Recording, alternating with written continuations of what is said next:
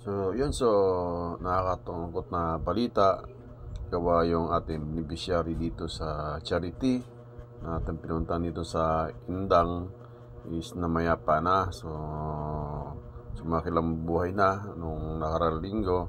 Pero tuloy-tuloy pa rin yung charity event na gagawin para maiabot o mapagbigay tulong doon sa pamilya na iwan para mapagbayad dun sa mga bills, utang sa ospital at dun sa purinarya na gasgaso.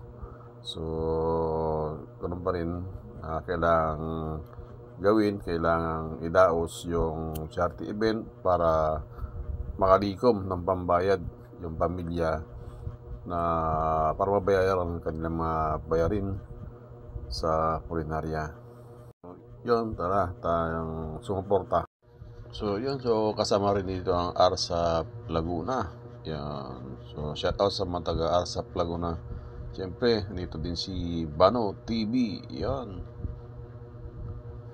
So, ating kasama rin dito si Bano TV. So, ito yung dalawang anak nung namayapa. So, guys,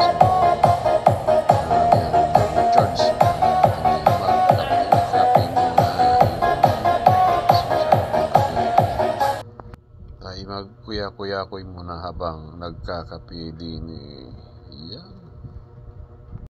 At siya din ako'y makakitang puno ng nata, yung ginagawang nata di coco. So may isang puno dito na katabi ng cover.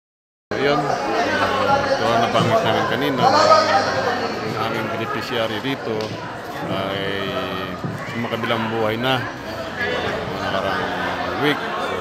Ilipin na rin siya araw-araw. So, yun. Tuloy lang yung charity para dun sa kanilang mga bayarin sa ospital at sa purinarya. So, yung tulong na manilikom dito, yun yung idadagdag pa sa kanilang mga bills na bayarin sa ospital.